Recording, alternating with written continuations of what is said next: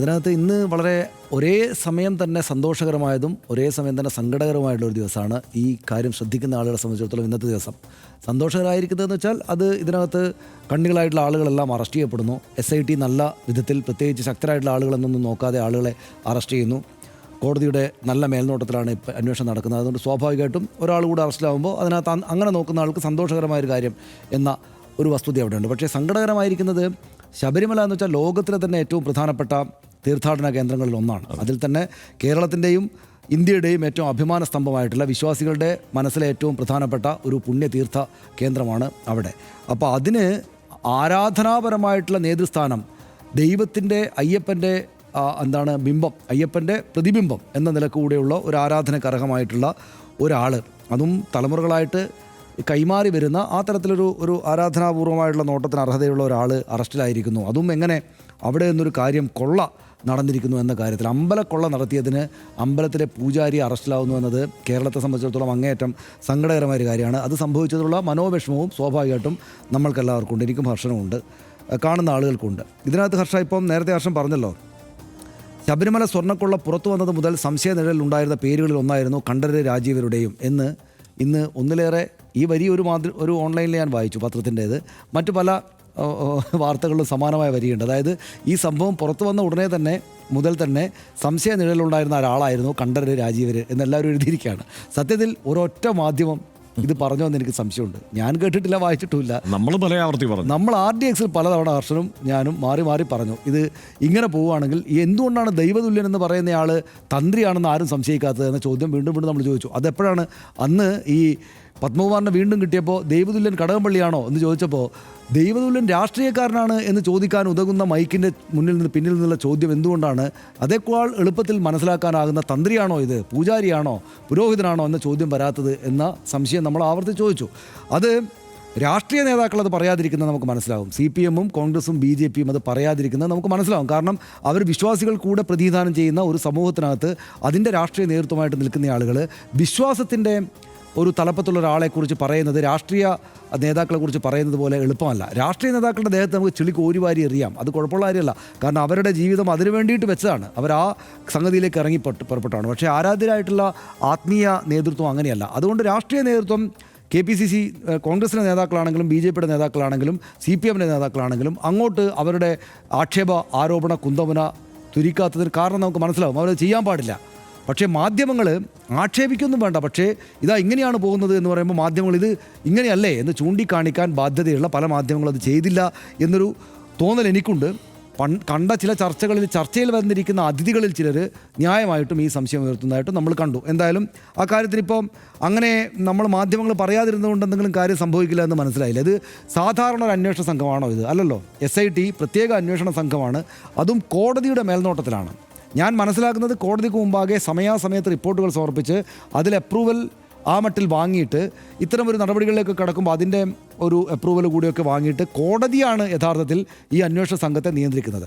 ഇനിയിപ്പം തന്ത്രിയെ അറസ്റ്റ് ചെയ്യുന്നതിന് മുമ്പ് ഞങ്ങൾ തന്ത്രിയെ അറസ്റ്റ് ചെയ്യാണ് കേട്ടോ എന്ന് കോടതിയോട് പറഞ്ഞില്ലെങ്കിൽ പോലും നാളെ കോടതിയിൽ അറസ്റ്റ് ചെയ്യുമ്പോൾ അങ്ങോട്ട് പേപ്പർ കൊണ്ടുപോയി കൊടുക്കുമ്പോൾ കോടതി ചോദിക്കുന്ന ചോദ്യങ്ങൾക്ക് മതിയായ ഉത്തരം നൽകാൻ കൃത്യമായി ബാധ്യസ്ഥരാണ് തങ്ങൾ എന്ന ഉത്തരവാദിത്ത ബോധത്തോടു കൂടിയായിരിക്കും ഈ അറസ്റ്റിലേക്ക് പോയിട്ടുണ്ടാവുക, അല്ലേ? സ്വാഭാവികമായിട്ടും. അപ്പോൾ അതിനകത്ത് നമ്മൾ ഈ ശബരിമല തന്ത്രി അറസ്റ്റിലാകുമ്പോൾ നമ്മൾ സങ്കടപ്പെടുന്നു. കാരണം എന്താണെന്ന് വെച്ചാൽ ശബരിമല എന്ന് വെച്ചാൽ കേരളത്തിലെ വിശ്വാസികളും അവിശ്വാസികളുമായിട്ടുള്ള, അല്ലെങ്കിൽ ഹിന്ദുക്കളല്ലാത്തവരും ഒക്കെ ആയിട്ടുള്ള എല്ലാവരുടെ ഒരു വികാരമാണ് ഈ ശബരിമല. അത് നമ്മൾ ശബരിമല സ്ത്രീ പ്രവേശന കാലത്ത് അതിനെയാണ് രാഷ്ട്രീയ പ്രവർത്തകർ ഉപയോഗിച്ചത് എന്ന് നമുക്കറിയാം. അത് അത്തരം വൈകാരികതയെ, അതായത് നമ്മുടെ ഒരു അഭിമാന സ്തംഭമായിട്ടുള്ള വിശ്വാസ കേന്ദ്രമായിട്ടുള്ള അവിടെ ഇങ്ങനെ ശബരിമല തന്ത്രി ഇങ്ങനൊരു കേസിൽ ചെന്ന് പെടുമ്പോൾ നമ്മൾ അങ്ങേയറ്റം വിഷമിക്കുകയാണ്.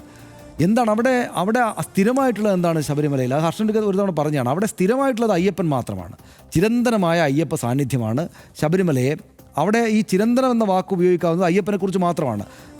ചിരന്തരമായിട്ട് അവിടെ സ്ഥിരമായിട്ടുള്ളൊരു സാന്നിധ്യം. നമ്മൾ നട അടച്ചാലും അടച്ചില്ലെങ്കിലൊക്കെ അവിടെ അയ്യപ്പ സ്ഥാനമാണ്. അയ്യപ്പൻ എപ്പോഴും അവിടെയുണ്ട്.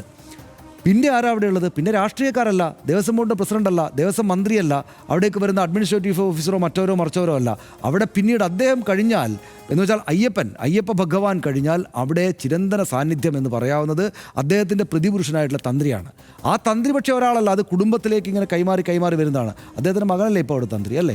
ആണ് മഹേഷ് ആ കുടുംബത്തിനകത്തുള്ള ആ കണ്ഠരര് കുടുംബത്തിനകത്തുള്ള താഴമൺ കുടുംബത്തിനകത്തുള്ള ആളുകളാണ് അവിടെ പിന്നെ ചിരന്തനമായിട്ടുള്ളത്. അത് തന്നെയും അയ്യപ്പ ഭഗവാന്റെ പ്രതിനിധി എന്നതാണ് അദ്ദേഹത്തിൻ്റെ അവിടുത്തെ അദ്ദേഹം എന്ന് വെച്ചാൽ കൈമാറി വരുന്ന എന്ന് വെച്ചാൽ അവിടെ സ്ഥിരമായിട്ടുള്ളത് അയ്യപ്പനും പിന്നീട് സ്ഥിരമായിട്ടുള്ളത് ഇദ്ദേഹവും മാത്രമാണ്. അപ്പോൾ അവിടെ ഒരു തട്ടിപ്പ് നടന്നാൽ, അവിടെ ഒരു വെട്ടിപ്പ് നടന്നാൽ, അവിടെ ഒരു കുഴപ്പം ഉണ്ടായിക്കഴിഞ്ഞാൽ കുറ്റം പറയുക തന്ത്രിയെ കുറ്റം പറയണമെന്നില്ല.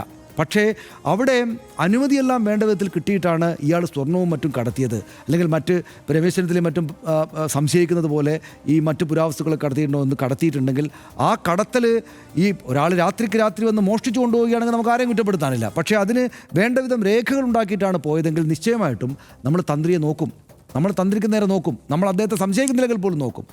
എങ്ങനെ തന്ത്രി ഇത് പറ്റി എന്ന് നമ്മൾ അദ്ദേഹത്തിൻ്റെ നേരെ സംശയമുയർത്തും.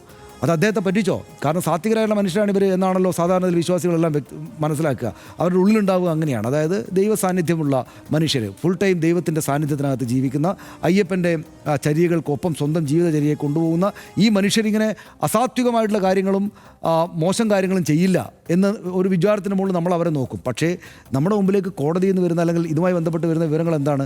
ഈ സ്വർണ്ണപ്പാളി ഇളക്കി കൊണ്ടുപോകാനും മറ്റുമൊക്കെയുള്ള രേഖകളിലെല്ലാം എഴുതി കൊടുക്കുകയും സമ്മതം കൊടുക്കുകയൊക്കെ ഇദ്ദേഹം ചെയ്തിട്ടുണ്ടെന്നല്ലേ കാണുന്നത്. അപ്പോൾ അവിടെ നിന്നൊരു സാധനം പുറത്തേക്ക് പോകണമെങ്കിൽ അഡ്മിനിസ്ട്രേഷൻ, ഭരണപരമായിട്ടുള്ള കാര്യങ്ങൾ നടന്ന നിശ്ചയമായിട്ടും ദേവസ്വം ബോർഡ് പ്രസിഡന്റും മറ്റുള്ളവരും തന്നെയാണ്. പക്ഷേ എല്ലാ അഡ്മിനിസ്ട്രേഷനും മുകളിൽ ഉള്ളൊരു വലിയ അഡ്മിനിസ്ട്രേഷനാണ് അവിടെ ഈ തന്ത്രിയുടേത്. ഇപ്പോൾ ഹർഷൻ ഓർമ്മയുണ്ടാവില്ല, നമ്മൾ നേരത്തെ പറഞ്ഞിട്ടുണ്ട്, അവിടെ ശബരിമലയിൽ സ്ത്രീപ്രവേശ വിവാദമുണ്ടായപ്പോൾ ഒരു ഘട്ടത്തിൽ തന്ത്രി ഞാനിത് പൂട്ടിയിട്ട് പോകും, ശ്രീകോവിൽ പൂട്ടിപ്പോകും എന്നോ മറ്റോ പറയുകയോ അല്ലെങ്കിൽ പറഞ്ഞതായിട്ട് പുറത്തേക്ക് വാർത്ത വരികയോ ചെയ്ത സാഹചര്യം ഉണ്ടായി. അങ്ങനെ പറഞ്ഞു. ഏത് സാഹചര്യത്തിലും എന്ത് തരം കീഴ്വഴക്കങ്ങളെയും ലംഘിച്ചുകൊണ്ട് അവിടെ എന്തും നടത്താൻ അധികാരമുള്ള ആളാണ് തന്ത്രി. കാരണം അത് അദ്ദേഹത്തിന് ദത്തമായിട്ടുള്ള കാര്യമാണ്, ദൈവദത്തമായിട്ടുള്ളതെന്ന് വിശ്വാസികൾ അദ്ദേഹം കണക്കാക്കുന്ന ഒരു കാര്യമാണ്. അതിൻ്റെ മുകളിൽ എല്ലായ്പ്പോഴും അദ്ദേഹത്തിന് ഈ പറയുന്ന കമാൻഡുണ്ട്. ആ കമാൻഡുള്ള ആൾ നിങ്ങൾ കൊണ്ടുപോയിക്കോളൂ എന്ന് പറഞ്ഞ് എഴുതിയിട്ടുണ്ട് എന്ന് പറയുമ്പോൾ നിശ്ചയമായിട്ടും അവിടേക്ക് പോകും. അപ്പോൾ അങ്ങനെ ഒരു തട്ടിപ്പ് നടത്തിയാൽ ഹർഷ, ദൈവദത്തമായിട്ടുള്ള അധികാരം എന്ന് പറയുന്ന അദ്ദേഹത്തിന് നഷ്ടമായി പോകും. അദ്ദേഹം പിന്നെ ഏതൊരു സാധാരണ മനുഷ്യൻ്റെയും നിലയിലേക്ക് തരംതാണ് പോകും. ഏതൊരു സാധാരണ മനുഷ്യൻ്റെ നിലയിലേക്ക് വന്നാൽ എന്താ സംഭവിക്കുക? എന്നെയും ഹർഷനെയും പത്മകുമാറിനെയും അല്ലെങ്കിൽ ഏത് സാധാരണ മനുഷ്യനെയും പോലെ നിയമ സംവിധാനങ്ങൾക്ക് വഴങ്ങേണ്ടുന്ന ഒരു സാധാരണ മനുഷ്യനായിട്ട് തരം താഴ്ത്തപ്പെടും അദ്ദേഹം. അതാണിപ്പോൾ സംഭവിച്ചിരിക്കുന്നത്. അറസ്റ്റിലായിരിക്കുന്നു അദ്ദേഹം. ദൈവദത്തമായിട്ടുള്ളതെന്ന് പറയുന്ന വിശുദ്ധമായിട്ടുള്ള ഈ പദവി അദ്ദേഹത്തിന് കുടുംബപരമായിട്ടും മറ്റുമൊക്കെ പാരമ്പര്യമായിട്ടുമൊക്കെ കിട്ടിയ ഈ പദവിയെ ദുരുപയോഗം ചെയ്ത് ഇങ്ങനെ കുഴപ്പങ്ങൾ അദ്ദേഹം കാണിച്ചിട്ടുണ്ടെങ്കിൽ അതൊക്കെ പൂർണ്ണമായിട്ട് ഇനിയും തെളിയേണ്ടതാണ്. പക്ഷേ അങ്ങനെ കാണിച്ചിട്ടുണ്ടെങ്കിൽ അദ്ദേഹം സാധാരണ മനുഷ്യരെക്കാൾ തരം താഴ്ന്നൊരവസ്ഥയിലേക്ക് പോകും. കാരണം ദൈവത്തോട് ഇത്രമേൽ ചേർന്ന് നിൽക്കാവുന്നൊരു പദവിയിൽ ഇരുന്നുകൊണ്ട് ആ ദൈവസന്നിധിയെ പങ്കിലമാക്കിയതിൻ്റെ പാപഭാരം അദ്ദേഹത്തെ സാധാരണക്കാരനായ ഒരു കുറ്റവാളിയേക്കാൾ വലിയ കുറ്റവാളിയാക്കി മാറ്റും എന്ന കാര്യത്തിൽ സംശയമില്ല. അങ്ങനെ സംഭവിക്കാതിരിക്കട്ടെ എന്ന് അദ്ദേഹത്തിൻ്റെ ബന്ധുക്കളും മറ്റും പ്രാർത്ഥിക്കുകയും രാഹുൽ ഈശ്വരനെ പോലുള്ള ആളുകൾ എഴുതുകയൊക്കെ ചെയ്യുന്നത് അങ്ങനെയാണെങ്കിൽ അങ്ങനെ നടക്കട്ടെ. നമുക്ക് പിന്നെ രാഷ്ട്രീയക്കാരും അല്ലെങ്കിൽ ഇത്തരം കാര്യങ്ങൾക്ക് അഡ്മിനിസ്ട്രേറ്റീവായിട്ടുള്ള ആളുകളൊക്കെ കുഴപ്പമുണ്ടാക്കുകയാണെങ്കിൽ അത് ചെയ്തുകൊള്ളട്ടെ.